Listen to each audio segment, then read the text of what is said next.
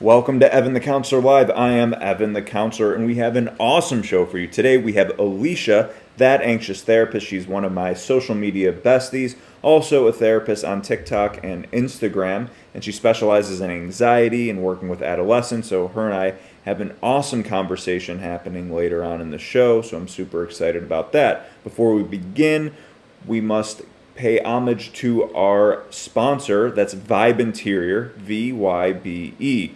And they have really awesome canvases, as you can see behind me, and in a lot of my other videos, people comment on them all the time. That's how we got connected with them. I just bought some artwork for them when I moved into my new house, and people all the time ask me about where I got my canvases, and I tell them Vibe, and I reached out to them, and they gave you all a discount code that is Evan40. They all come framed, shipped. They have a ton of different styles. That code works forever. So check them out, Vibe Interior. Also, a reminder to check out some of my other channels, my YouTube, my TikTok, my Instagram. And if you shoot me an email at Evan@EvanTheCounselor, you could join the, what my followers are now calling the El Toro Rojo Club, and that's based on the Vibe painting that I have of the bull that everyone loves so much. But yeah, I shoot out one email a week with different updates. I send different therapy resources, things I'm using with my clients. And you'll get a free sample copy of my book, The Guide to Dealing with Difficult People. Also, check out my Patreon. If you join at any level, you'll get access to exclusive content, including a free copy of my book, The Communication Formula, The Guide to Dealing with Difficult People. It's all about communication, dealing with difficult people, and difficult situations. So if you sign up on my Patreon, you get a copy of that. And a lot of the videos that I create that are Patreon-only videos, you can get as well that go along with the book. So if you want to be a black belt communicator, go check that out. So today's topic is anxiety. And the fact that I was able to get Alicia on the show, I thought this would be a great topic to do. And before we have her on, I was just going to do a breakdown of anxiety and mental health. So first of all, what is anxiety? Well, anxiety is a natural fear. It's a response that we all have, and it's necessary. If we didn't have any anxiety, we'd probably die early. So it's an evolutionary adaptation that we should have, which tells us intuitively that a situation, person, anything is dangerous, right? Okay, so why is that a mental health disorder? Well, when your anxiety gets to the point where it's elevated enough to have a negative impact on your life, and that anxiety is what we call disproportionate to the actual potential of harm, well, then that would be clinical anxiety, meaning that fear is actually now counterintuitive. It's not actually helping you anymore.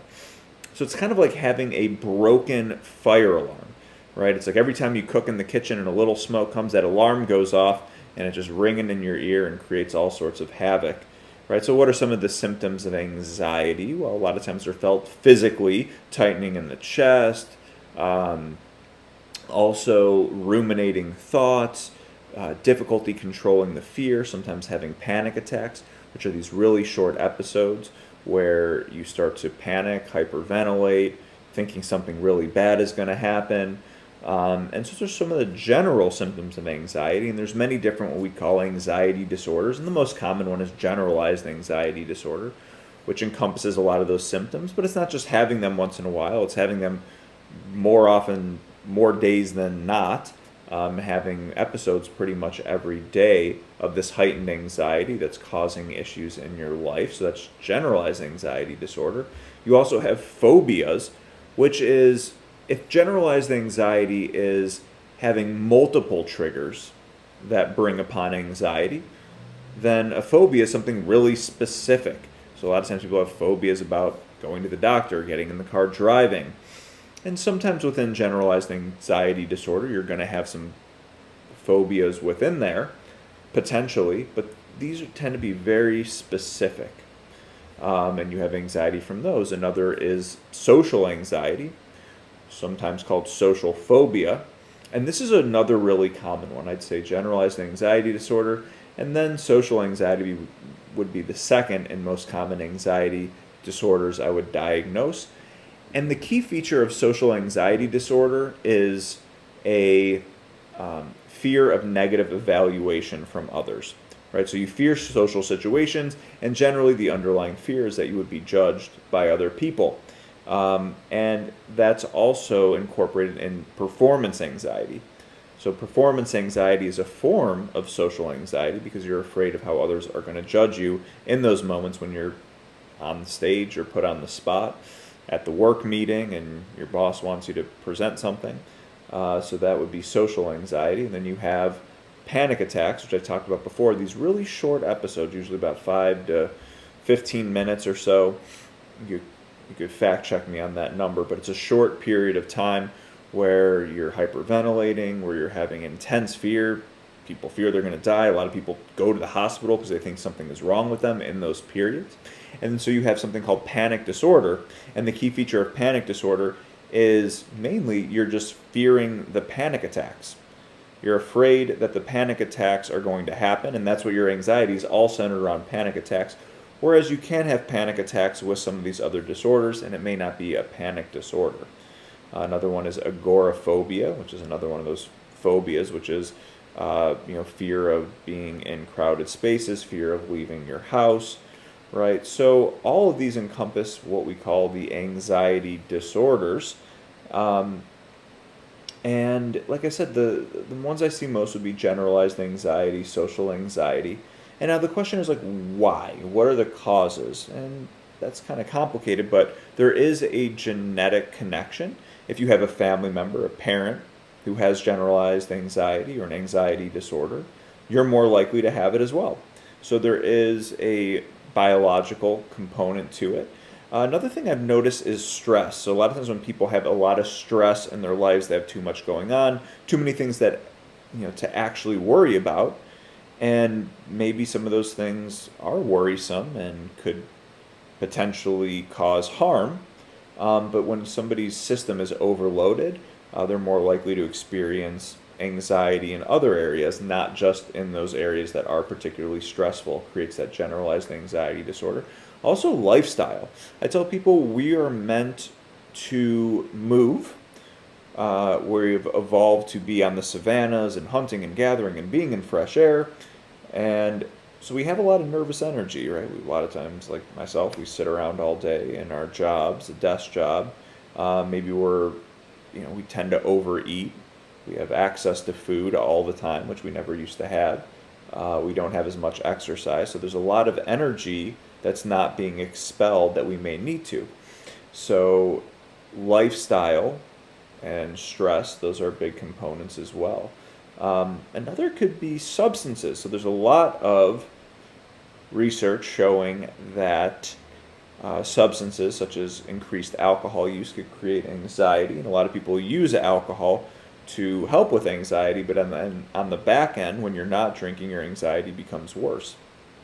And that's the withdrawal effect of any substance, is that whatever it's helping with, when you get off of it, it's not going to go back to normal levels. It's going to be greater than what it was before, whether it's anxiety or with an opiate, it regulates your body temperature or it calms you down, right? When you come off of it, you aren't going back to normal. You're going to be in a heightened state of whatever it is you're trying to fix. So what are some of the treatments? Well, first thing I look at is, are there some things we could change in your lifestyle, right? Because honestly, exercise is one of the best lifestyle changes you can make for anxiety. You release a whole host of natural brain chemicals that make you feel more contented, happy. It burns off a lot of that anxious energy. Even things like nutrition could play a big part in anxiety as well. Changing your circumstances. A lot of times I'll do a stress management exercise with people, looking at the 80-20 rule, which is what are the 20% of things in your life creating 80% of the stressors, and looking at reducing some of those stressful situations and trying to remove them in any way you can. And that way you get a 4 times benefit for every one of those you remove. So that's the 80-20 principle, and it shows up in many different areas of life. And then coping skills. And that could mean a whole lot of different things, but in therapy we teach mindfulness, breathing exercises, Picking up the phone and calling someone, that could be really effective. Putting ice behind your neck, deep breathing, counting down in your head, or sometimes I'll tell people count to 100 by threes, and that gets you out of your body and that anxious feeling, and it brings you into your prefrontal cortex where you have to think, and it gets you out of your head a little bit to have a mental task. There's a whole bunch of different coping skills that we teach in therapy, and those could be really important because one of the best treatments for anxiety is exposure. So with anxiety, our natural response is to avoid it, to avoid anxiety-provoking situations. And when you do that, it exacerbates the problem and continues to reinforce the problem. So gradually exposing yourself to some of your anxieties, and that's okay to do because the actual danger, the fear, is disproportionate to the danger. So you're safely and slowly pushing the envelope forward. People with anxiety, their comfort zone is much smaller. And they like to sit in their comfort zone. We all like to be in our comfort zone because it's comfortable. The problem is when that comfort zone is too small, it's stifling. It's comfortable, but it's also stifling being in such a small environment, and your world becomes much more condensed. And the only way to increase that zone of comfort is to hang out. I tell clients to hang out at the edge. Don't go over, right? Don't put yourself in a situation that's overwhelming, but just slowly, gradually sit at the edge of your comfort zone and then go back to comfort. Go back to the edge, and every time you go back to the edge, you gain confidence, and you start to realize that these situations aren't quite as scary as they were. Now, as you do that, your zone of comfort continues to grow, and those anxieties don't have the same hold on you. So also medications are really effective. People often use SSRIs, right, which are antidepressants that have an anti-anxiety component as well. There are other medications for when you're having panic attacks or acute anxiety episodes. There's medications that are non-narcotic, like something called propranolol, which is a blood pressure medication, and that lowers your heart rate, and they're pretty safe for most people. You obviously want to talk to your doctor about it. It is a prescription. Sometimes people take them when they're having an anxiety episode, or they take it throughout the day. And then things like hydroxyzine, which is actually like an allergy med, but also helps in calming your body as well. So there's different medication options. And then for severe anxiety, there are benzodiazepines, which are narcotic and have a very high addictive potential. But goddamn, do those work if you're really truly having a panic attack and you're in a place where you're not going to abuse them, and use them very sparingly too. Some other things that I do with clients are cognitive behavioral approaches. So really examining what those anxieties are, dissecting them, writing down what are the fears, what is the potential of actual harm, and really getting all that on paper and changing your thought patterns when it comes to those fears. So that in itself is a coping skill that you could use when you're sitting at the edge of your comfort zone.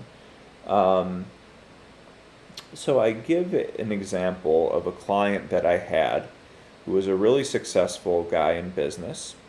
And he came to me because he was having anxiety out of nowhere.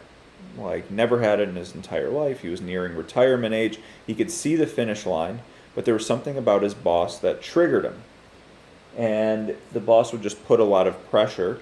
And he logically knew that, his boss was supportive, but he would say these things, and I think just to scare him a little bit, because he was doing really well, but the boss just didn't want any flack on him from his superior, so he just wanted to go golf and say, well, those scary guys at corporate, things have changed, and if we're messing up, they're quick to really cut you off. And so these comments would really scare him, and it got him to the point where he was like completely debilitated and had to take off from work, and it was becoming a self-fulfilling prophecy because he wasn't able to do his job because of the anxiety. He had conversations with his boss, and it just still didn't help.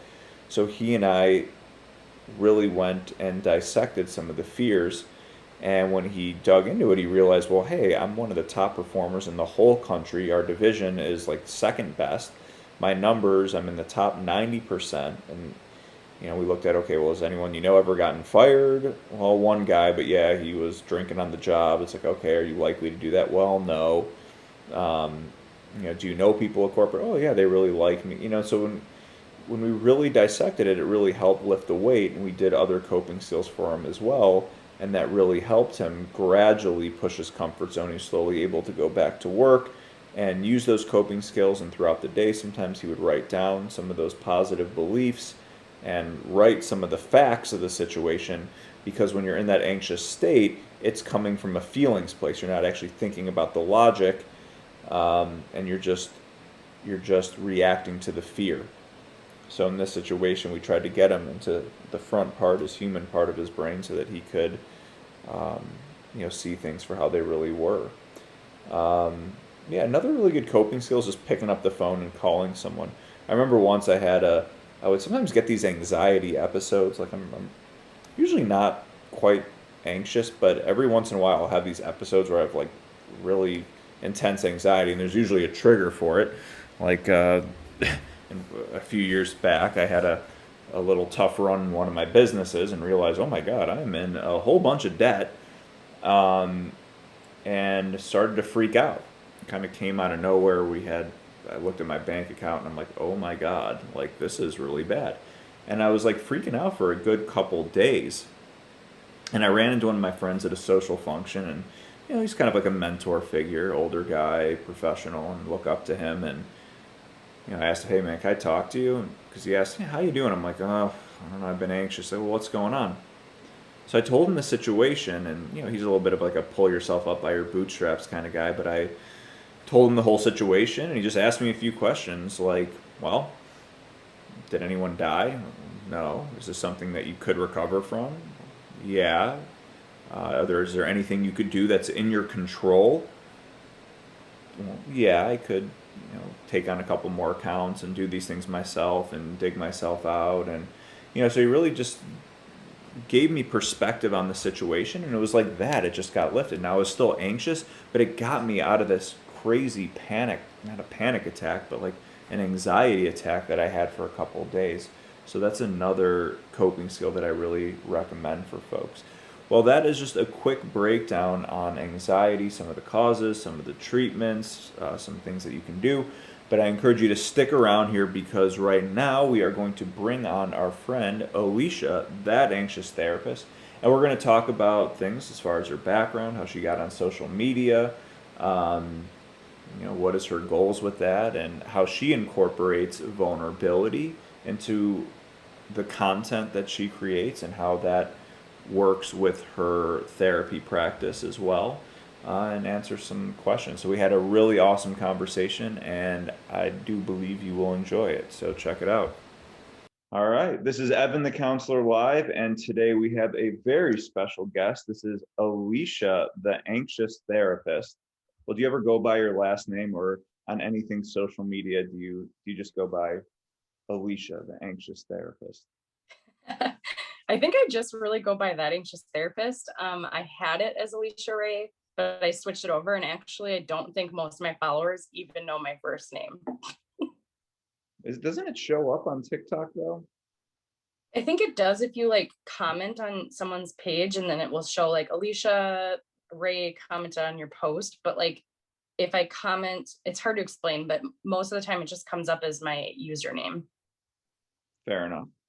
Well, for everyone tuning in right now on TikTok, we are live. So if you have any questions for Alicia about anxiety or anything else, feel free to put them in. And at the end of the interview, I'll go through and we'll see if there's any questions.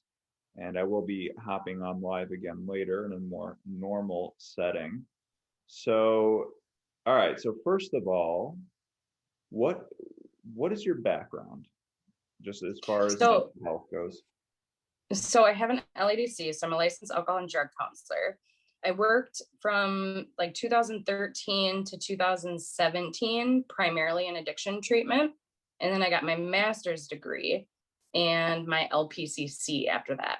So since 2017 or 18, I've been kind of working towards my licensure hours. And I got fully licensed as a LPCC in 2019. So that's a licensed professional clinical counselor. Correct. Right. And so I guess for people who don't know, that is one of the licenses you could get to be a mental health professional, to do therapy and other clinical services. And that's kind of through the route of like counseling and psychology, right? Yep. Yep. So yeah, for those who don't know, there are different paths, like myself, a licensed clinical social worker.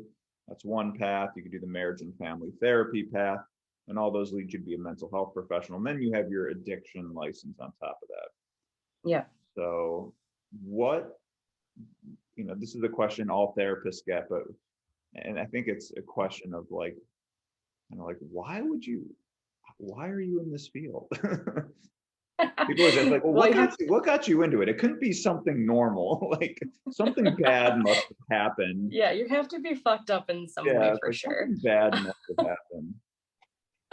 So honestly, like when I was 13 or 14, my mom put me in therapy, and I had tons of really terrible experiences in therapy. I hated all of my therapists. I hated therapy. And when I got out of therapy and I was like outside of high school, I finally got to go back to therapy on my terms. And I finally found some therapists that I actually liked. So I guess what brought me into being a therapist is wanting to be the therapist that I didn't have when I was a teenager. Yes, correcting your childhood negative experiences. What was it about those therapists growing up? I mean, was it all them? Was it partially where you were at? Was it a mix of what they were doing? Why didn't you like your therapist? Oh, it was all of them, not anything to do with me. Just kidding. So I would say like a majority of the therapists that I had as a teenager, I felt like kind of shared everything with my mom. And she was a part of most of my sessions. And I felt like I didn't really have that autonomy or like kind of any confidentiality at all. And I just felt like every single thing that I said was kind of re like rehearsed right back to my mom. So it didn't feel like a safe place. It didn't feel like something that I could like open up and really talk about and explore the things that were going on in my life. Um, so I kind of saw my therapists, I think I had three of them, as like the enemy. Like I saw them as like almost like a probation officer. They felt like much more like probation officers. All right, so three therapists. Yep. So I had three therapists, all of which I felt like they weren't safe places. They told my mom everything that we talked about in therapy.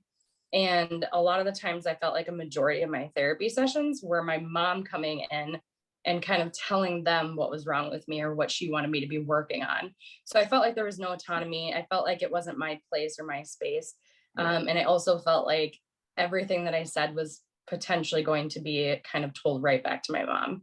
So I felt like they were much more of like authoritative figures and much more like it felt like a probation officer essentially. Yeah. It's so funny. Yeah. When I started seeing adolescents, and I worked with them for a long time, but not in the individual therapy setting. And it was so funny whenever that would happen, the parents would always want to join the first session. And I get it, right? Because they don't really trust that the kid is going to say everything that's what's going on. And it is important to get that other perspective. But sometimes you have the parents that really want to micromanage and be like, here's what's wrong with the situation. And they really just want you to fix it. And I'm sure you see that on the other side as well, dealing with those parents.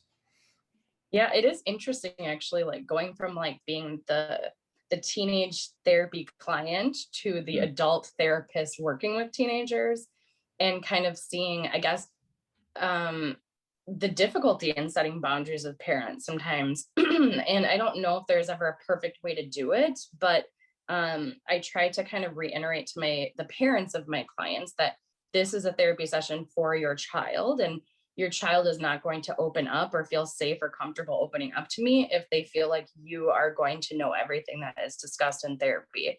And for the most part, I feel like most parents are receptive, but you always get those few that kind of walk or like cross those boundaries. Mm-hmm. Yeah, it's important for them to understand, for therapy to be effective, their child has to feel comfortable enough to be open with you. And if you're going to Yep. be like the informant, that they're not going to get much out of it. Sometimes I think you have to frame that to parents, and then some just will never get it, and are going Mhm. to micromanage and be all up in your business, so to speak. What percentage of your clientele now are adolescents versus adults? I would say about 80% are adolescents. Oh, really? Yeah, I work with primarily, okay, so when I say adolescents, I'm kind of going up to like 21. So I would say Okay. a majority of my clients are like between 15 and 21. Okay. And how many are like and then you have like 20% that are adults in general, like 21 to 60. Yes, so I would say my 21 to 35 is like my next kind of age group. So like the millennials. And I have two clients who are like in their late 30s, maybe one in their 40s.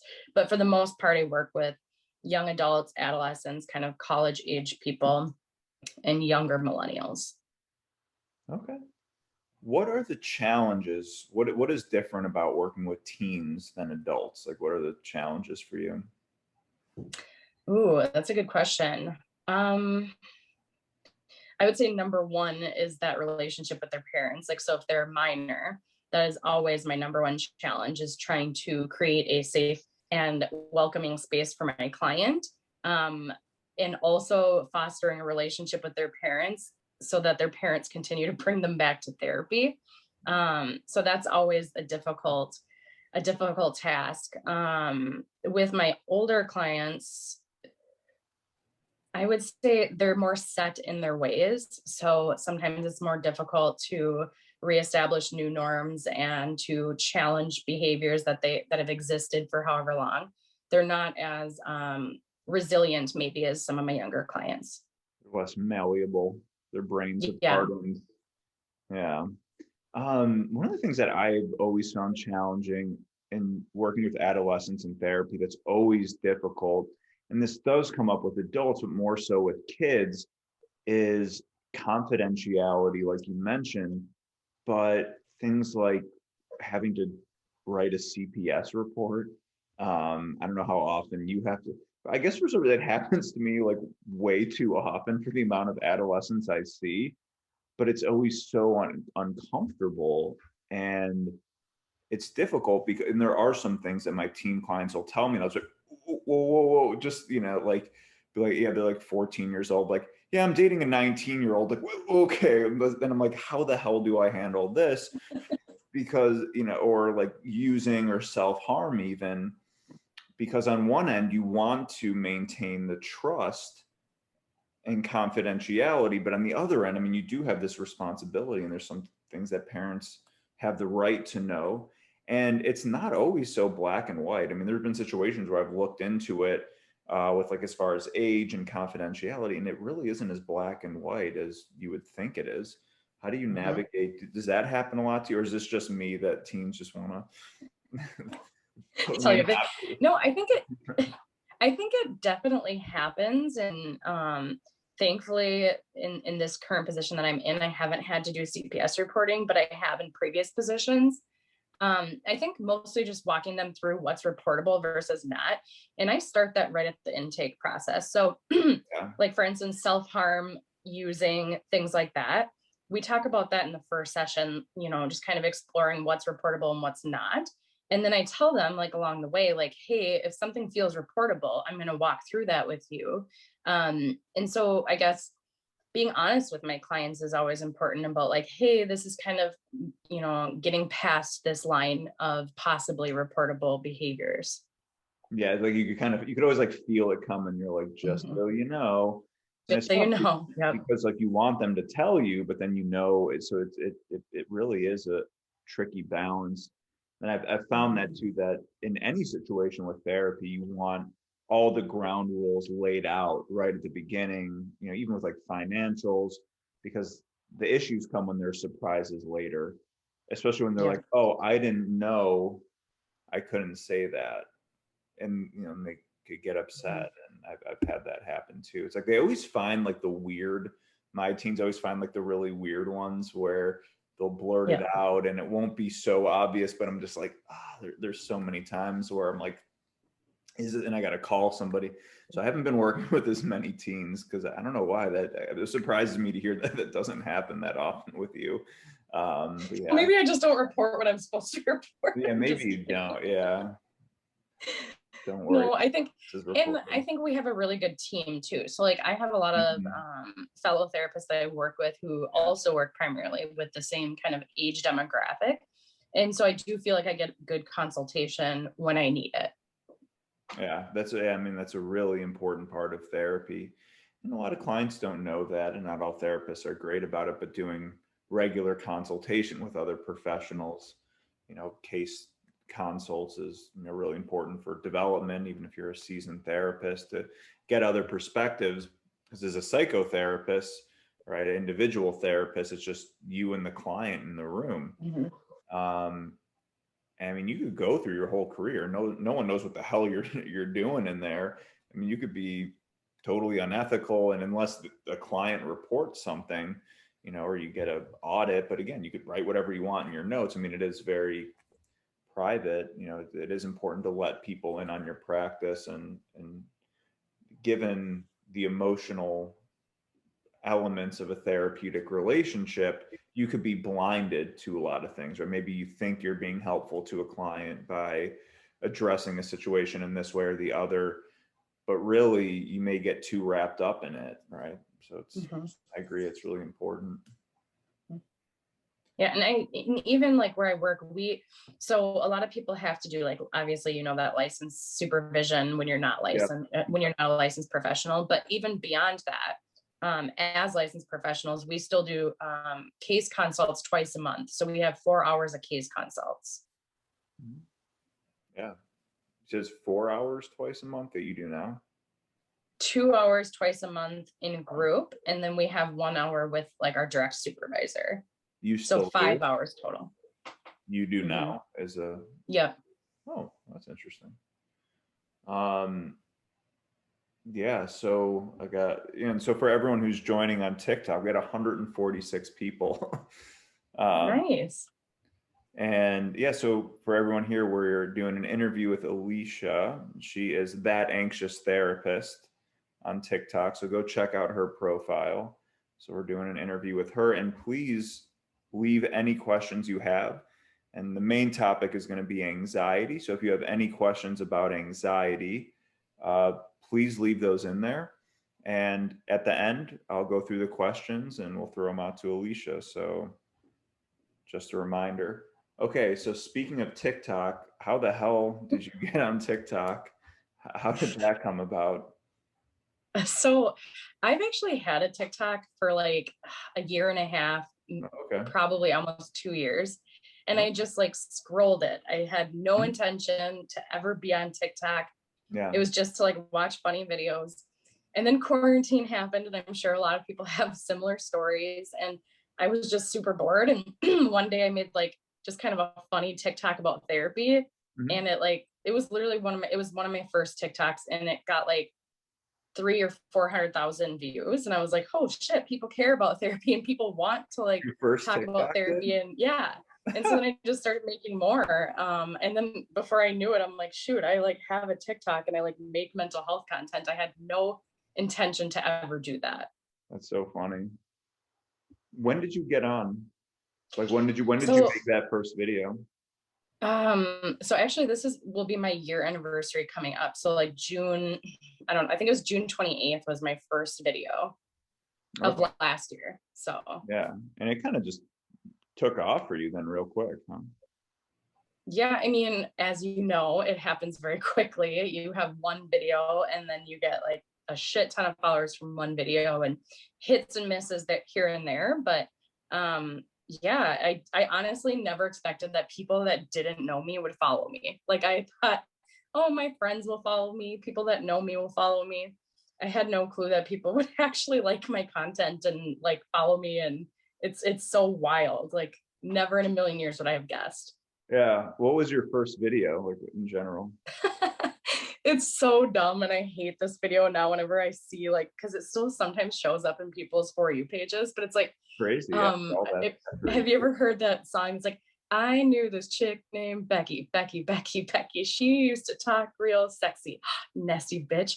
And so I did it like as if I was the therapist listening to somebody like talking shit about this Becky person. And I look back at it and I'm like, oh my God, I want to delete it so bad, but That's it's so my fun. first ones. It probably took me like, and it's really weird with TikTok time. It just feels so long. Like I've only been on here for maybe since like November, like early Yep. November. And I mean, and it took probably a few months before I was able to get a video. I mean, and that's probably the experience for most people is some people just like hit it right off the bat, but for me, it was, a trial and error of trying to get it to that point. But it just, yeah, it's crazy. It just blew up right away for you. And clearly people resonated.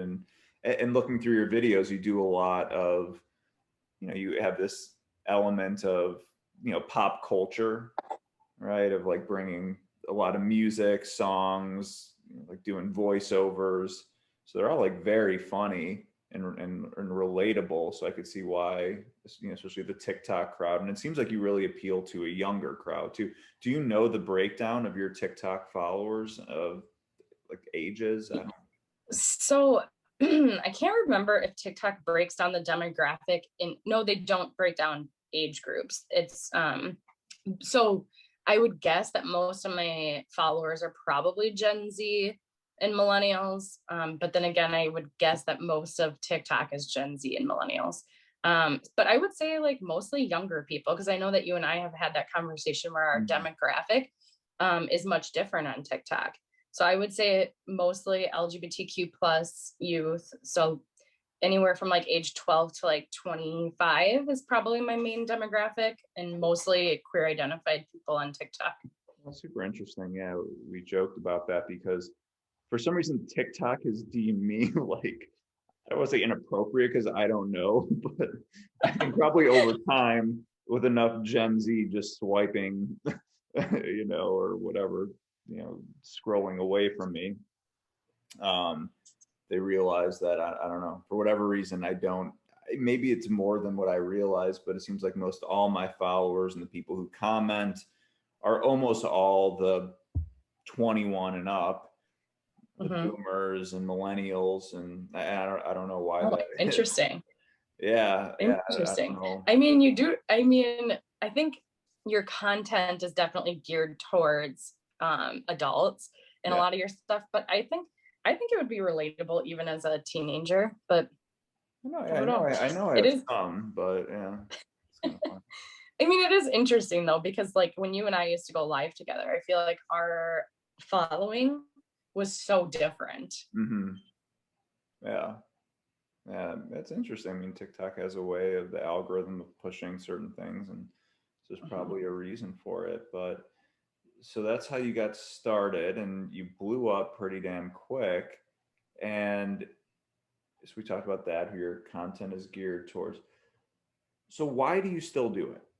Why do you make videos still and do this whole social media thing? It's so funny because I was actually going to text you today and be like, okay, I'm going to do this interview, but I'm quitting TikTok after You've also said that since I've known you. I'll quit honestly, tomorrow. I don't know, maybe you could analyze my addiction to TikTok. No, I think it's because like every once in a while I get like terrible, really mean comments, and it really like, I don't know, it kind of jabs at my heart. And then I think, fuck this whole app. I'm not going to be on here anymore. People hate me. People don't like me. Kind of the inferiority complex. And then it will be like a couple people send me messages or say how helpful my content was, or that it took them out of a dark place. And so those few people that it does help and does resonate with draw me back in every time. Okay.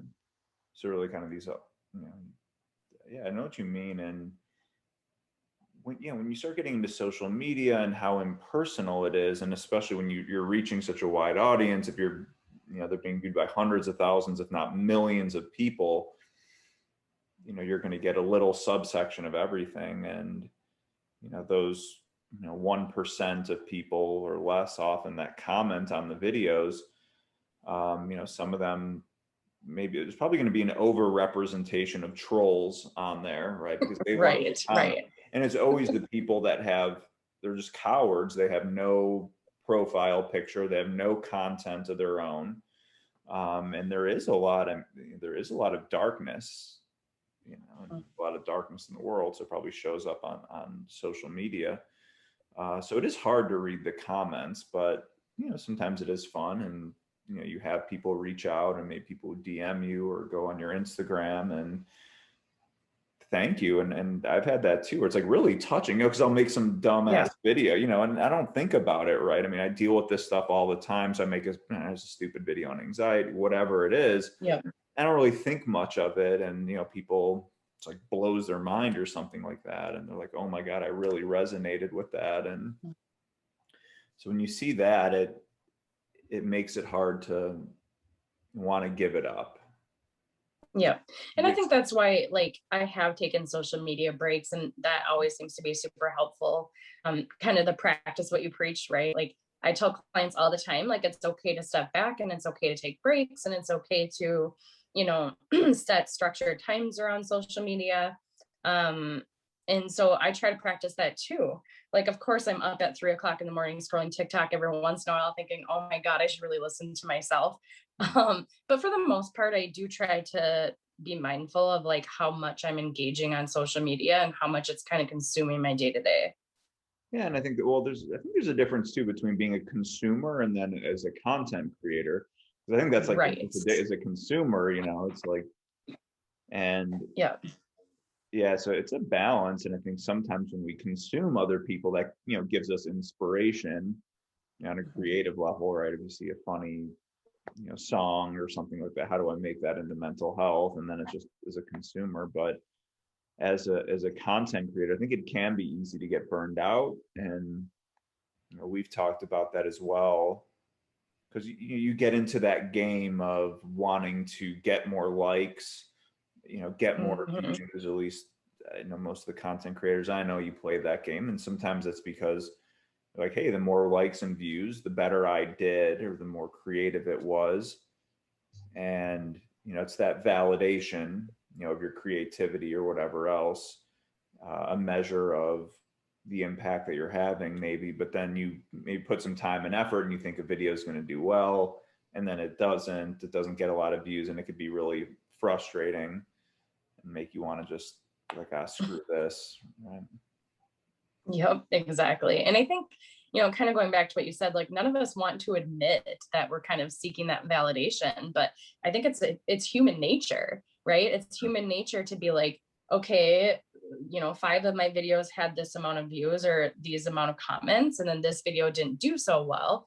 And so we internalize that a little bit. And I Yeah. think at the end of the day, it's like whether it's 500,000 views or 300 views, like if one person took something out of it, like I guess that was really the intention. And I think sometimes I guess we kind of lose touch with what we came in doing this for, right? Like sometimes, like you and I've had those conversations too, where it's like, God, like I just want more and more numbers and more people to like my stuff. And, I wish I could say like it's all because I wanted to reach more people. But of course, at the end of the day, some of it's a little bit of like that validation that's like, okay, are we likable? Is our content stuff that people want to see? Do people care about my content?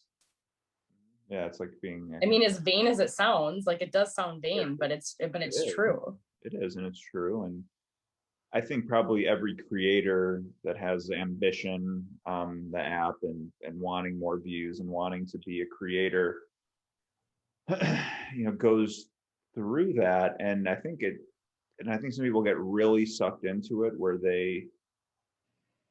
there's a balance between giving people what they want and doing what you think, what like feels right for you and what your message is. Um, Mhm. and I think not all views, not all likes are equal, right? Because you could put like a stupid video, get a bunch of likes and followers, but that's not really your core. Um, and Well, and I think going along with that, like I've seen, a lot of content, mental health content creators start going in directions that are like clearly because that's what's getting them views. And of Yeah. course, like at the end of the day, we want to do that. But then also, like you had said, like it is important for me to stay true to myself and true to my demographic and also true to my education and background and experience, right? Like if I don't have knowledge on something, I'm not going to put it out there and pretend I have knowledge on it or expertise on it. Yeah.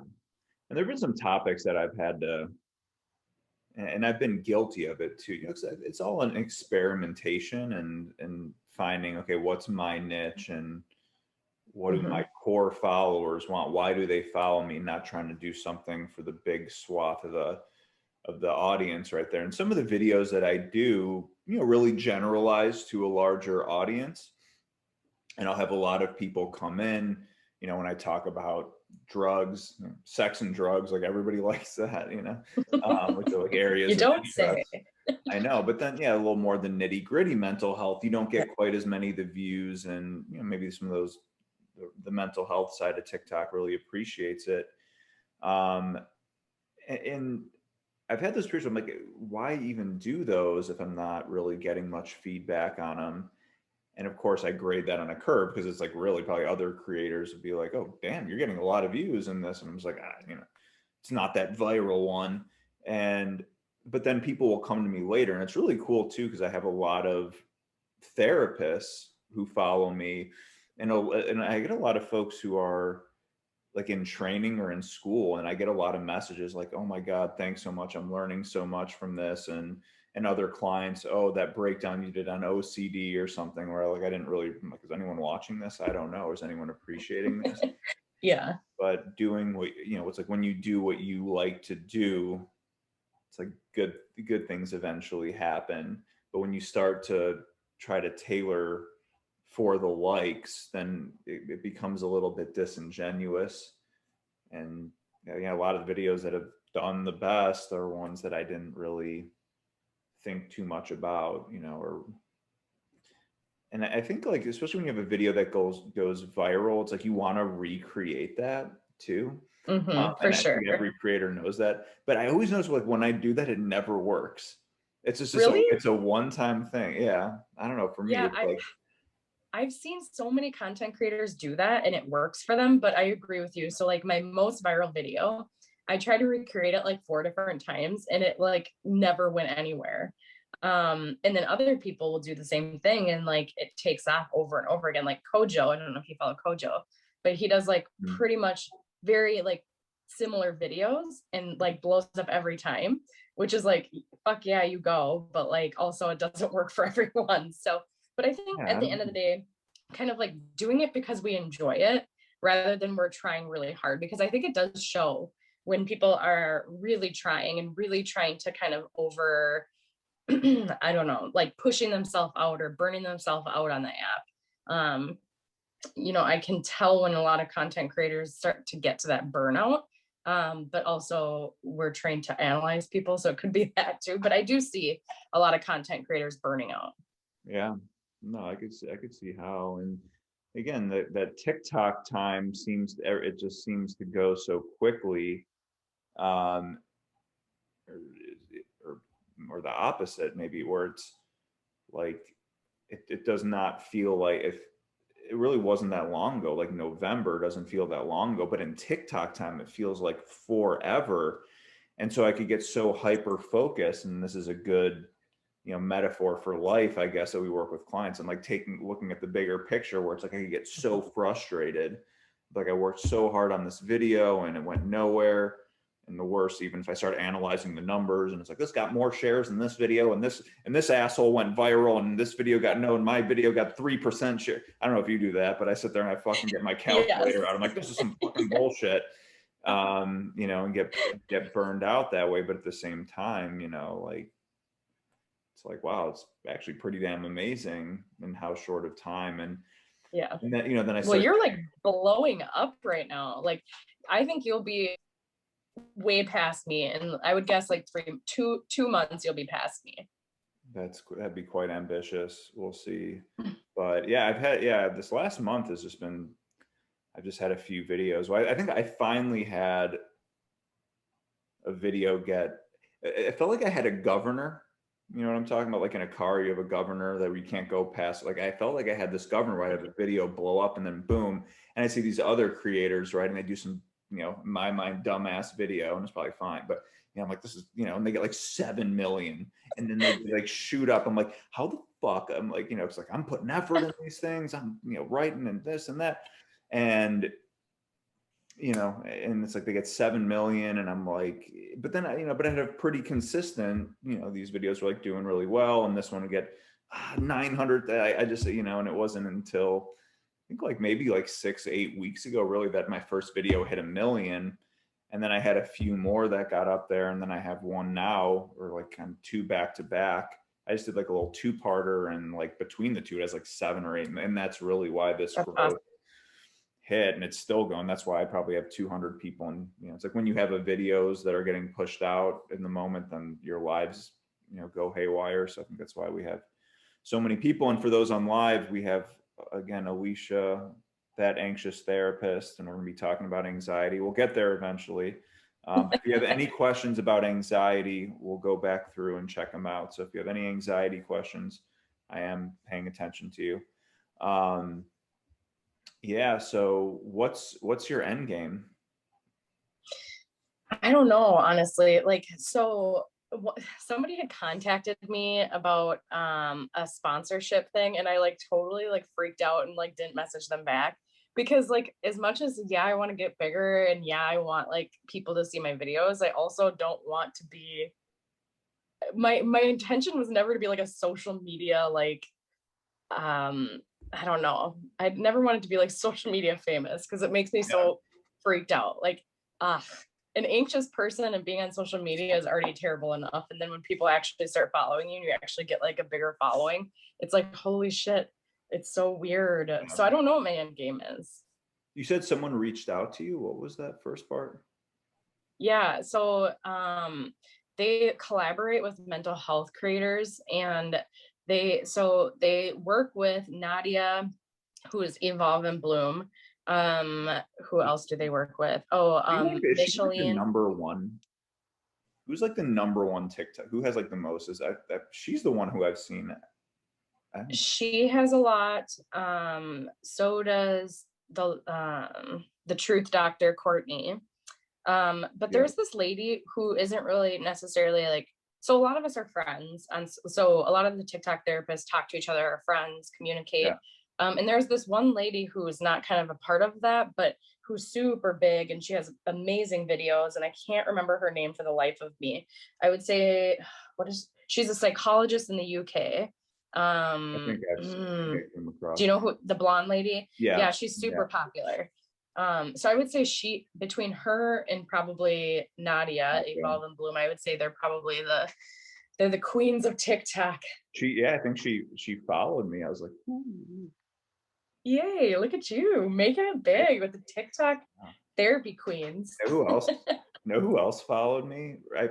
Because one time I just thought about, I scrolled through I just went and I scrolled through I'm like, I wonder if there's anyone like interesting, like whatever, that follows me. So I just kept scrolling to see if there's any like verified people.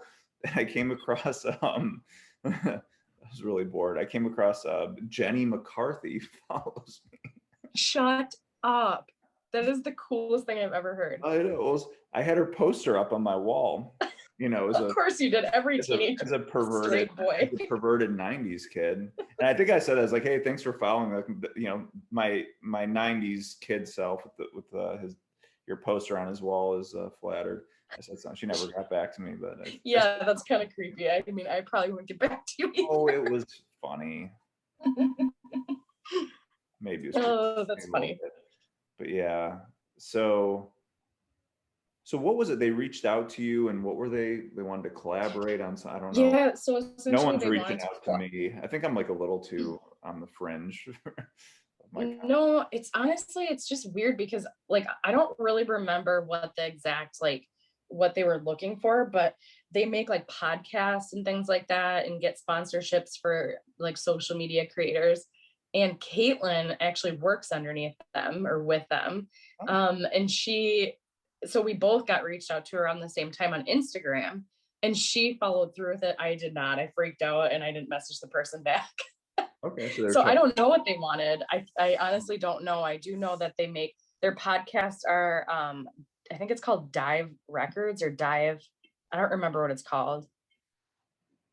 Yeah. Okay. Yeah, it's interesting, and this is all brand new, and TikTok hasn't been around that long, and it's getting more and more. It's kind of crazy how small of a world it is with TikTok creators, and maybe it's their therapist creators, Mhm. and maybe just we only see so many of them. But yeah, it's definitely a community, one that I'm Yeah. again on the fringe. I got a few friends, and I don't know. Okay. I have it in my head that they're like, oh, this fucking guy. They don't. Yeah. Well, like I told you before, like I think that it's kind of like high school. Like there's going to be people that really connect and that keep their little groups very tight, and other people that are a little bit more welcoming. And so to the hell with them. If they don't talk to you, to the hell with them. Yeah. I mean, and I think too that it's such a big platform now. When I first started back in June of last year, I felt like there was 10 TikTok therapists, and that was literally it. And now there's probably like 100 something. And so I think it is just More than difficult to that, connect. too. I'm sure there's thousands, but you only see so many, until they True. start getting to the, 10,000 mark, and you don't really see them or hear from them. Mhm. They don't come onto your radar until they start building up. But yeah, you're kind of in that like second generation, maybe, and maybe someone like a Nadia. I don't know how long. Sounds like she's been on there for a while. But it's Yeah. like, So when I got on there, it was pretty much Nadia, Micheline, the Truth Doctor, Lindsay, who I absolutely adore, um, um, Kristen, um, Bobby, who is from the UK. And I think that was really all the ones that I followed initially. But yeah, there wasn't very many, and now there's a lot of us. yeah, yeah, it's interesting. Yeah, how that's. And I can imagine at the beginning that's probably such a novel concept too, like a therapist on TikTok. Like what? It was all Yep. dance video. Now it's literally everything. Um, Hmm. so I guess you'll just take it as it comes and see what comes of it for you and social media. And so, how is it? We always joke about this, but how many of your clients know that you're on TikTok? What percentage? Oh God. I wish it was nobody, but I would say close to 50%. And every one of them found me. Like I thought about so I talked to my boss about like, do I talk to clients about this? Like, how do I kind of establish boundaries around social media? And so I just decided that if they find me, then we'll talk about boundaries in social media.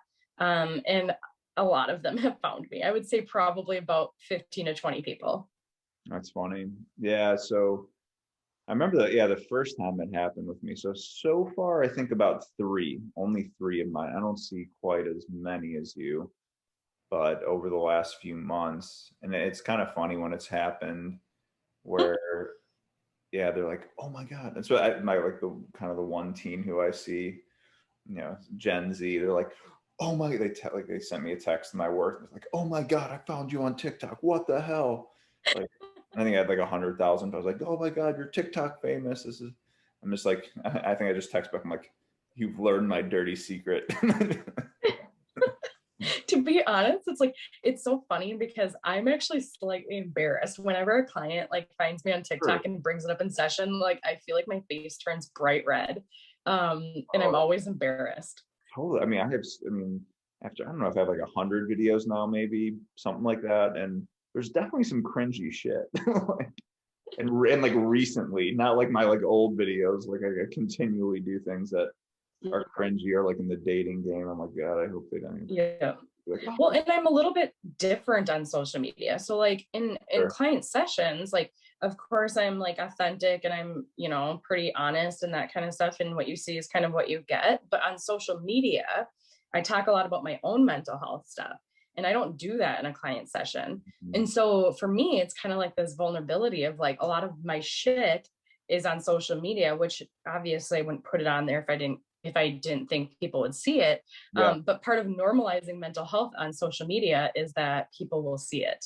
And I have clients follow me, and I have clients' parents follow me, and it's just Oh so, God. yeah. Funny. It's so weird. Well, it's interesting you brought that up. So like I wrote, so I had some questions like prefabbed, and we're kind of nicely meandering through them. But so I wrote end game question mark. So we went through your end game. But my next one was vulnerability, because because I'm not vulnerable really on mine. I have issues with that. Um, but yeah, but like yeah. So like personally, I mean, I not that I don't share.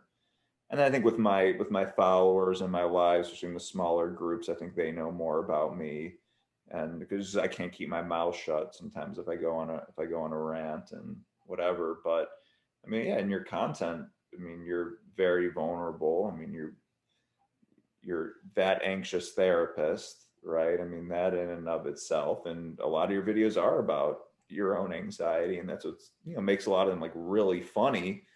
So I don't know. I just wrote the word vulnerability. It's like I feel like Jerry Seinfeld. Like, what's the deal with that? It's funny too, because like I pride myself in being a very open and vulnerable person. But I never really anticipated that that meant 500,000 people would see into my life. Um, That's and just your so, followers. yeah, and that's just the followers, right? That's depending on like if people on the For You page see it. Um, and so like obvious vulnerability on that app is important, but then also you have to kind of draw the line between where does vulnerability end and like in becoming a little unethical begin, right? Like, because I have had videos before that I've taken down that like, got, you know, terrible comments or like, oh, you shouldn't be talking about that, or you shouldn't be saying that shit on TikTok as a therapist and stuff. So it's so difficult because it's like when you're vulnerable on TikTok, vulnerability can draw in the sharks, Yeah. like the people that are just ready to like eat you up and swallow you. Yeah, just the trolls. Yeah, but yeah, and I noticed that on there. I was like, wow, and I don't think any of your stuff crosses a line, but I think it does push up, not on an ethical line, but on a normative line of what a therapist would normally share. But again, I mean, this is your personal TikTok. You're not doing therapy, and you just so happen to your videos so happen to reach a lot of people. Um, so yeah, so I wanted to ask you about that and your Well, and I think perspective it's on all your own vulnerability. right. I think it's also important to me to be authentic and to be vulnerable, because I think that it really puts me in a light and a lot of therapists in a light of like, hey, we're human, and we can be relatable, we can be professional. We also suffer with a mental illness, and we are also kind of going through a lot of similar experiences as people. Because when I was a teenager, I saw my therapist as like these like kind of like suited up, suits and ties, like pencil skirts, nothing wrong with that, but like very felt like very detached from my therapists growing up. They didn't seem as relatable. And so I think that that relatability piece is really important on social media, so that people are more likely to be like, hey, there are therapists out there who are likable, relatable, funny, whatever, and that I Mhm. and might understand what it's like to have anxiety or what it's like to have PTSD, or what have you. Yeah. Yeah, I mean, I would say, as I think about it now, of the therapists, maybe the only one who'd be more vulnerable than you would be Caitlin, the fat doctor. Yes. I mean, because she's there, Yes. like, you know, dancing around in her skivvies, I love her. I love her. I mean, Honestly, I wish I could get to that point someday, but I don't think I'll ever be as vulnerable as Caitlin on social media. yeah, she just like, not only leans into it, but like front kicks the damn door down and just like, boom, like, It's me, here bitch. I am. And I mean, yeah, and that's Yeah. part of, her, body positivity, and it definitely goes with it. And I think too with your, you know, tilt on anxiety, a lot of your videos are about anxiety and your own anxiety. So, yeah, okay, so how do you, which is my next topic, anxiety, how do you like reconcile that like with what you struggle with, um, what you portray on social media, but then like with your clients who are struggling, um, how do those things relate? In regards to like how I practice, or like say more Yeah, on what you yeah. mean. Like how do you like yeah, how do I guess how does your own experience translate into the work with clients and yeah, and then the vulnerability piece too, maybe them seeing that you're struggling with anxiety and Well, to be honest, I almost never share with my clients, like, unless they ask, like, the therapy room for me is a place where my clients like explore whatever they're going through, and I don't insert my own stuff into therapy. Um, so I don't ever say things like, oh, I've done that too, or oh, I've tried this too, or whatever. If they ask me, I will be honest, but I try to give the therapy space to them. Um, I will say things like, something that's super effective might be this skill or that skill. And a lot of times they will ask me, like, have you tried this skill? And I'll be honest with them, whether I have or I haven't. But, it's interesting because as much of an anxious person as I am, I never feel anxious in a therapy room. It's like the weirdest thing. It's like that part of me. I don't know if I can just like detach from that part of me, but it like she doesn't show up. That part of me doesn't usually show up in a therapy room. yeah. Well, I guess I was curious more about it, and I wouldn't imagine that you would talk about your anxiety at all in therapy, but given how many of your clients like follow you and see that part of you, um, do you get a lot of clients who are seeing you for anxiety? Yeah, I would say it's hard because so my primary focus is LGBTQ plus individuals. And along with that comes a lot of anxiety and trauma and things like that. So I would say that people don't necessarily come see me specifically for anxiety, but it usually comes out as, hey, this is, something that the client might be struggling with. So typically I get referrals because they identify as queer, LGBTQ plus, and then kind of the diagnoses come out. But that's my main referral. Okay. Um, so like, what is your, I don't know, for lack of a better, like conceptualization of anxiety, um, for you? Like, how do you understand anxiety? I know it's like a broad question, but what's your perspective? Well, I think anxiety is natural and it serves us a purpose, right? Like everybody has anxiety and it's totally natural, but at what point does it become debilitating?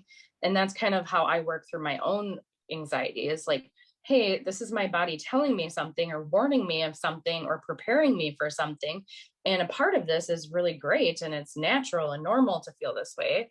And then I have to try to like identify at what point does this become debilitating. So I guess I look at it like this is normal and anxiety is natural and it's a part of our makeup. And for some people, we can't shut it off as easy as other people or challenge it as easy. Yeah, that's kind of how I view it as well, as this, um, this natural fear response that becomes disproportionate to the actual threat of harm. Exactly. Um, So, and I've always, with how common anxiety is, probably I would say one of the most common diagnoses you would give someone as a therapist is generalized anxiety disorder. Um, what do you do with that? Because I think sometimes anxiety, it is so physical, it's so visceral, it's fear. Mhm. Um, and I find that sometimes it could be hard to treat. Sometimes I hit a wall with clients on it where I'm like, I don't That's know. interesting that you say that because I feel the same way about depression. Like I feel like I'm more likely to hit a wall with clients who experience depressive symptoms. And maybe that's just I have more like I'm more familiar with anxiety, but I would say a lot of it, like you had talked about, like the physical part is like relieving anxiety through physical ways, right? Like so, um, whether it be grounding activities or exercises, whether it be like physical touch exercises, things like that. But I actually have a more difficult time treating depressive symptoms than anxiety symptoms. It's interesting. Yeah, I guess it's the opposite, and it's not like just the run of the mill, but it's like the really intense anxiety cases. Um, and I think some of that may be my own impatience, and tell me what you think. It's just my observation that it takes time with Mhm. anxiety, right? To really incorporate the coping skills and learn to tolerate it. It's not one of those things that just lifts, or Right. sometimes And I think people with anxiety, like typically what I'm seeing is that people with anxiety tend to avoid things that make them anxious. And what does avoidance do? It makes us more anxious about whatever the stimuli is, right? And so part of like my work with clients around anxiety is to challenge them to kind of take baby steps towards putting themselves in situations that make them anxious and having positive experiences or positive encounters with their anxiety. So kind of like, I guess you could say like the idea of prolonged exposure over time, whatever makes you anxious, like trying to work your way up so that you're not as reactive or as anxious, like as you were before, right? So whether it be driving anxiety, whether it be social anxiety, whatever that looks like, working your way up so that you are actually challenging yourself to kind of step outside of your comfort zone. Because even me as an anxious person, I always want to avoid things that make me anxious, but I always know that I will get way more anxious the more I avoid it. I'm recording this, right? Yeah. I'm gonna play that segment back. I feel like I always push your comfort zone, You do, but that's good. and I label You it as that therapeutic. it is. It really is. Like honestly, like you are somebody who, I'm not gonna try to toot your horn too much, but that when like a lot of my friends, they kind of don't push me ever. They kind of just think like, oh, Alicia's not comfortable doing that, or Alicia won't do that, or won't go there, won't try that. But Evan's like, no, I'll fucking do it. Like you're like, are you ready yet? Do you want to go? You want to meet? And I'm like, yeah, I guess. But no, I really am grateful for my friends and the people in my life who do challenge me to step outside of my comfort zone um and guide me through it, right? Yeah. What are like, for people listening, and for those tuning in on TikTok, we're talking about anxiety. And if you have any questions, I see some are coming in. And I'll probably go live later and talk about other stuff. But yeah, what would you say are, I don't know, the three things that help your clients or even yourself the most with anxiety? It sounds like one thing is, exposure, exposing Yeah. yourself. So I would definitely say number one is probably exposure.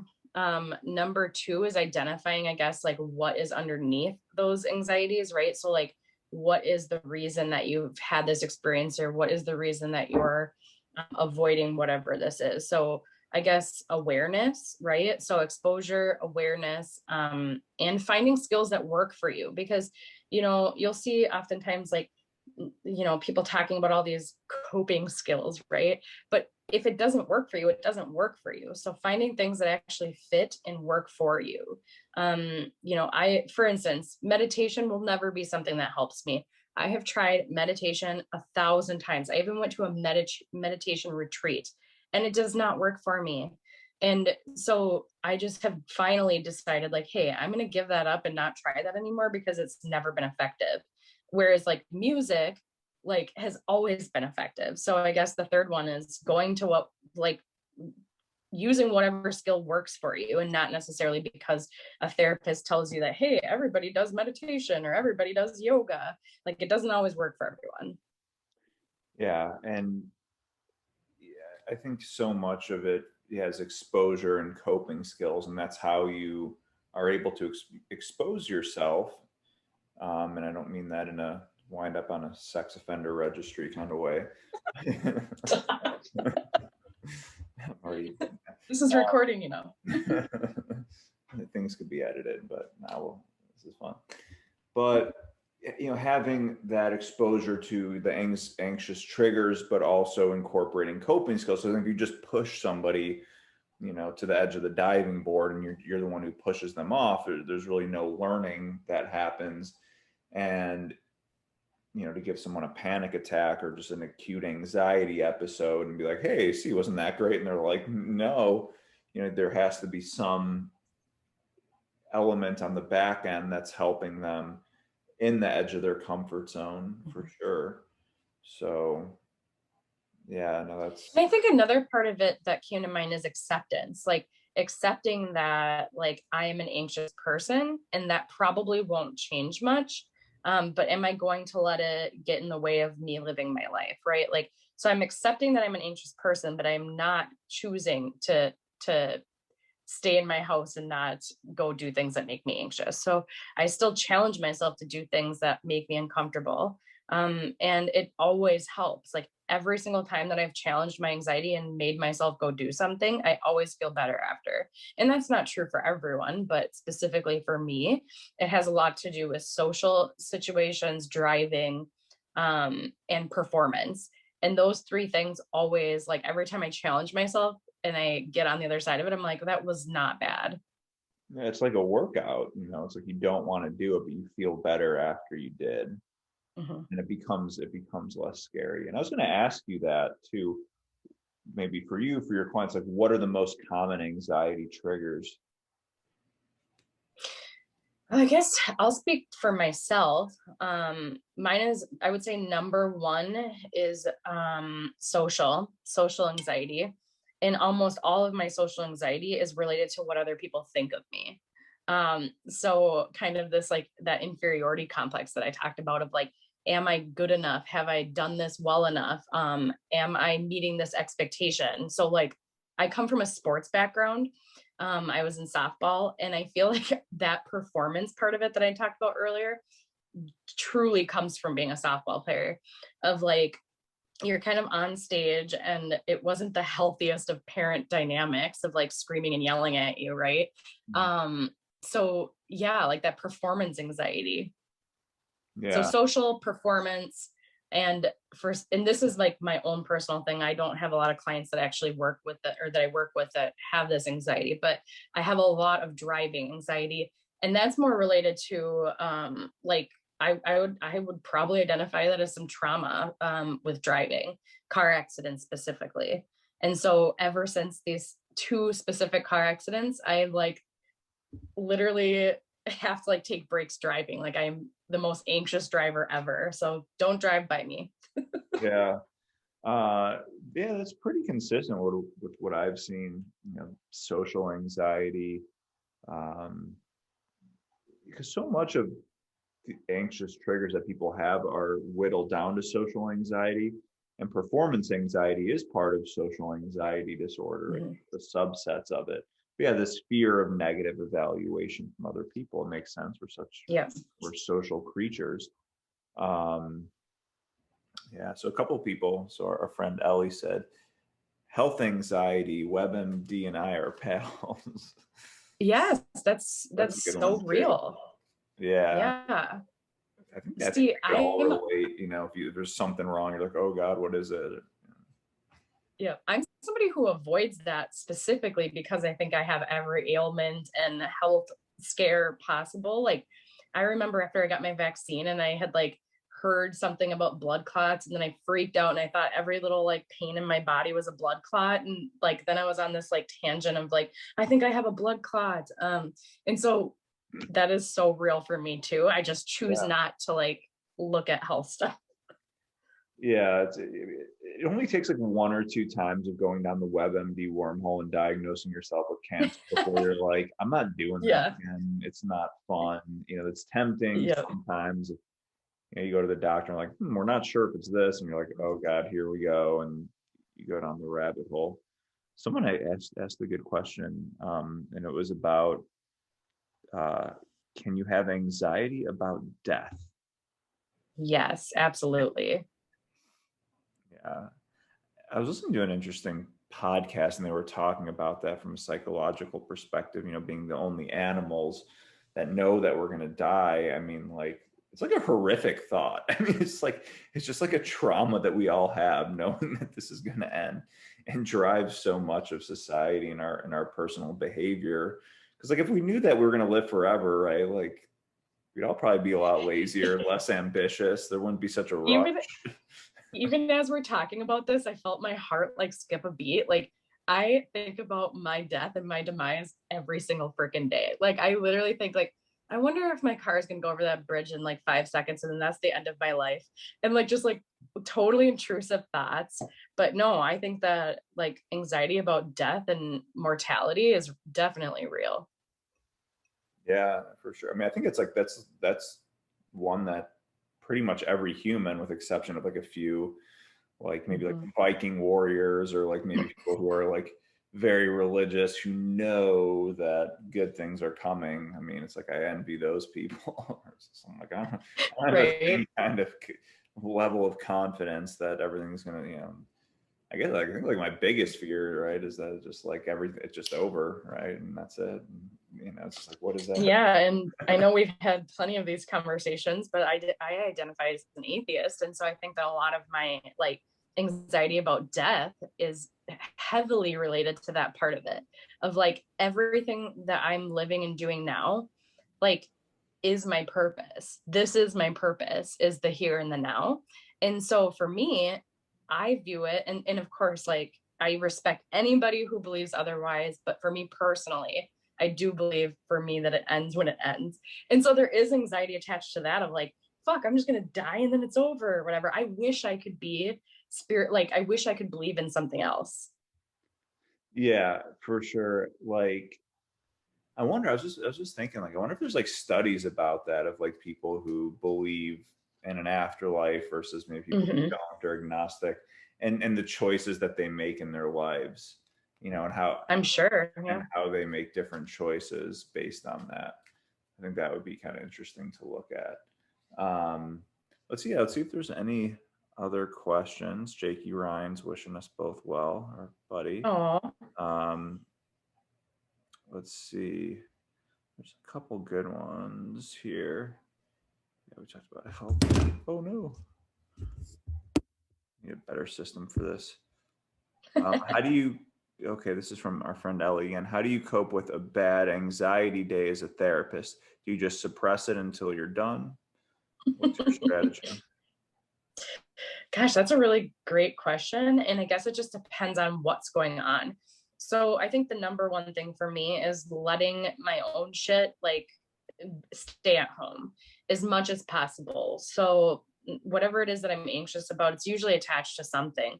I try to kind of give myself space and time after work. So for instance, if I'm anxious or stressed out about a relationship or about money or something like that, I tell myself like I schedule time after work to like put energy into it.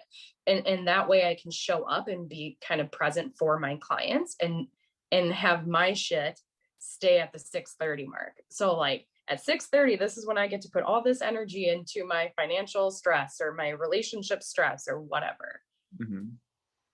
And I also like, so I do take the 10 minutes in between clients to eat, hydrate, wash my hands, take a couple deep breaths and things like that, just to make sure that like I'm going into each session fresh. Yeah, yeah, I think that's important for sure. Um, let's see if there's any other anxiety related questions. I have a question for you too, and I think this is sometimes where I hit a wall as well, and I probably should know better about this. But what about panic attacks? Do you get panic attacks, or if you want to share, or like what do you do for clients who have? Because that's kind of like the tip of the spear with anxiety. That Yeah. you get so anxious that your body just, you're like basically go into like a hyper aroused delusional state, like, and it's scary as hell. Like, what do you do with that? You know, that's interesting that you asked that because even for myself as a therapist, I struggle with like some of the differences between anxiety attacks and panic attacks. Like I would identify myself as somebody who has anxiety attacks, but not necessarily panic attacks. And working with clients, it's you know the treatment and the kind of interventions are similar, but I think the difficulty lies and that panic attacks seem to come up from nowhere. And as clinicians, I think that we like to like be like, well, where did this come from? What was the thing that triggered this? And sometimes there is no trigger for it. Yeah, with panic, I find it's very physical. Right? Someone like it's like the folks That's true. who become like really dependent on alcohol. Like they have that gene where just alcohol does something different for them, and it's like with anxiety, they just their makeup allows them to go into this hyper panic state, and it is so physical. And that's what I think. That's what those are the walls I hit as a therapist when it's just so physical, and it's like there's not a logical reason behind it. And what do you do? And nothing's working. I've tried this, that, and the other. Um, yeah, I think that's tough. Like I had one client who, she was the oldest client I've ever had, right? And it was a sober living environment, and she had a stomach virus and it wiped out all her gut flora. And after that, she was having anxiety attacks, and then got dependent on alcohol, Xanax, treatment. This woman never a day in her life, lived a really normal, neurotypical, let's say, life. And for her, it was so attached to that physical, and we meet, and I just felt like pretty helpless and powerless. But I guess she still got stuff out of meeting and just the support, and we tried different things. And at the end of the day, I'm just like, there's something wrong physically here. And she would go to the doctors and they'd be dismissive. But I think eventually she found a doctor that like actually listened to her and took care of something for her stomach. She would get these horrible stomach aches, and then after How that, much do you think how much do you think is like a trauma response, right? Like that kind of fight or flight. It's like how much do you think plays a role in like panic attacks? I don't know. I think they're different things. I think panic, there's something very, because you could have like an anxiety attack, right? And I think those are different than panic attacks, where you can just have Right. a really heightened state of anxiety and it can last days. Like a panic attack is something very specific that lasts for, what is it, like 5 to 20 minutes. I mean, it's temporary. They could only last so long, but they're so intense. And my guess would be like people who've had trauma, probably, I'm sure there's some kind of correlation between it. And anxiety is like a PTSD symptom, having heightened anxiety and dissociative episodes and stuff. But my hunch is that those two things would be different, but maybe connected. I don't know. Hmm. Yeah, I don't work with like honestly, like even the clients I do work with, I would say I haven't worked with somebody who's actually experienced the diagnosable like panic attacks in a couple years. Yeah, like I've had a couple folks recently, and we talk about panic disorder, which is this like uh, it's weird. Like the key feature of panic disorder is that you're afraid of panic attacks. Like it's so Right. bizarre because you could have panic attacks and you could tack it on to another anxiety disorder. But like panic disorder is like where you have anxiety about having panic attacks, and then you have panic attacks, and then have anxiety about it. So it's just like, how do you break that cycle when there's no other triggers, or maybe there are some others, but predominantly you're just afraid of having another panic attack. So Right. um, yeah, I mean that's a tough one when I've had those Yeah, clients. I agree.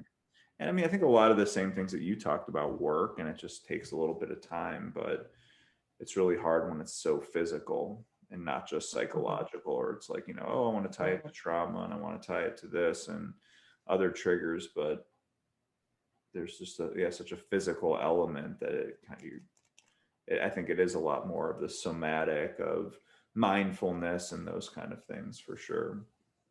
Right. Help. Right.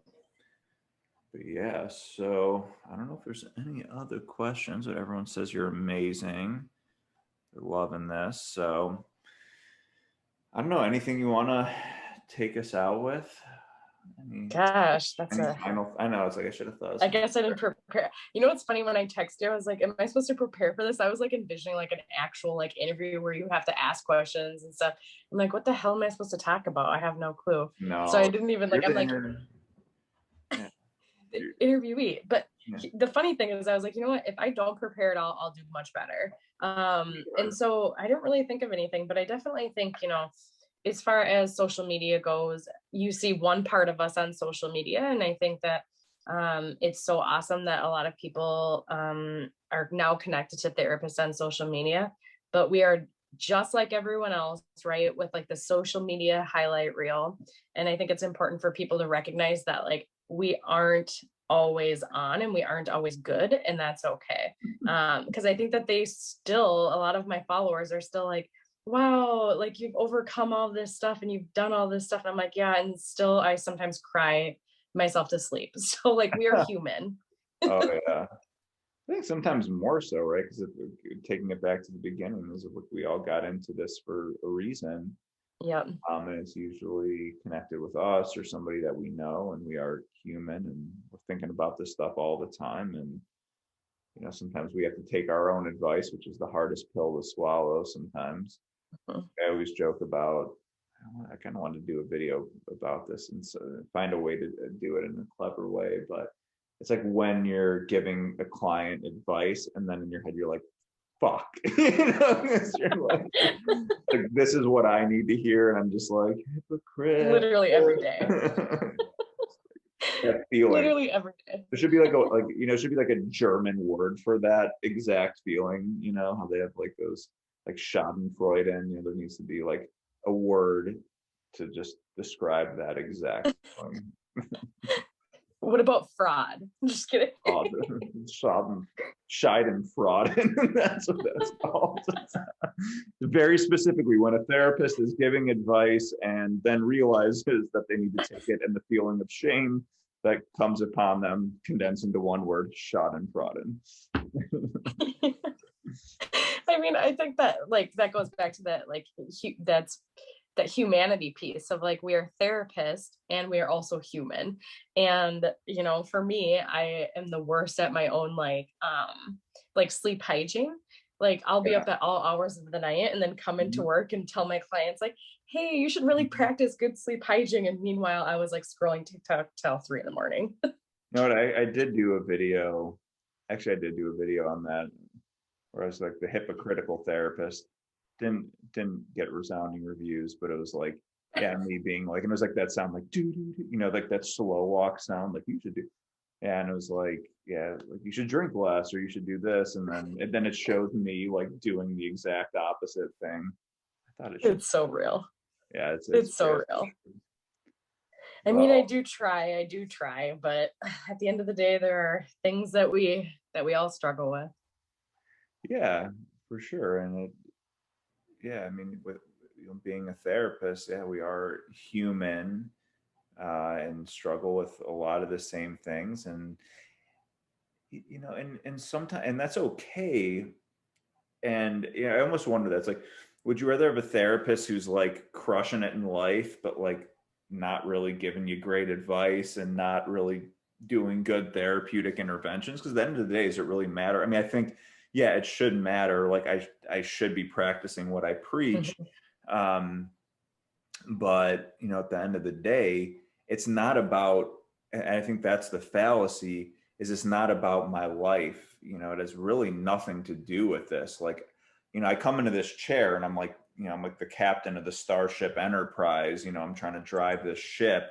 This is not, I'm trying to help you in the best way that I can using actual therapeutic interventions, trying to conceptualize, use intuition, experience, recognize patterns, and all that stuff. It's a job. This is not just like, it's not life coaching. It's not right. It's not like do like I did. It's very different. So there has to be a balance of that. But that, and I sometimes tell clients this, I'm like, look, it's not just about I'm this expert or I've been there before and I've done this, but it's just like, one of the cool things about therapy and what makes the therapeutic relationship special is that it's just like, I'm not you.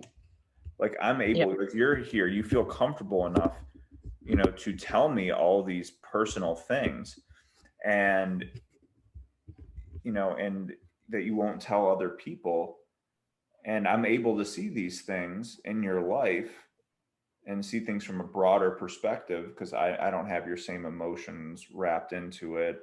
I don't have the same blind spots, so I'm able to help you in that way. Right. Just like with a friend, Right. you I give think me it's much easier to take a neutral stance, and it's much easier to take like the seat of the observer in clients' lives, whether or not we've experienced that or whether or not we are practicing what we're, preaching. But I'm curious to know, what are your thoughts on this quote that I once heard, that was like, you can only take your clients as far as you've been. yeah.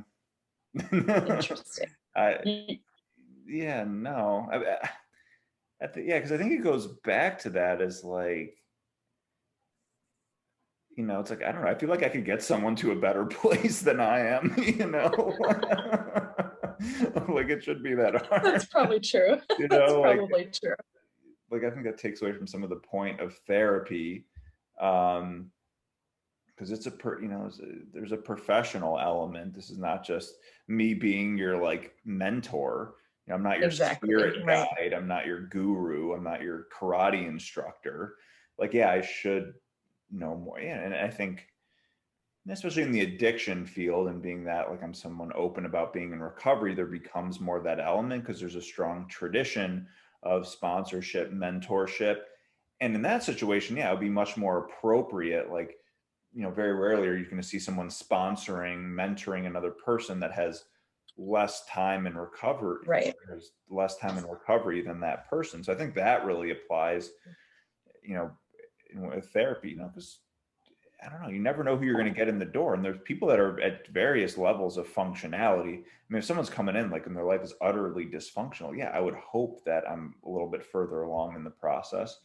And maybe there's some times where I'm like, damn, this person, I could still help them get further, but I feel like they're farther along in the rung than I am. Maybe they, and I could help them get further, with the skills that I have and the professional experience and training. So I don't think that really applies. I mean, and I don't know if that quote was meant for just therapy, because sometimes you'll take a quote and then you know,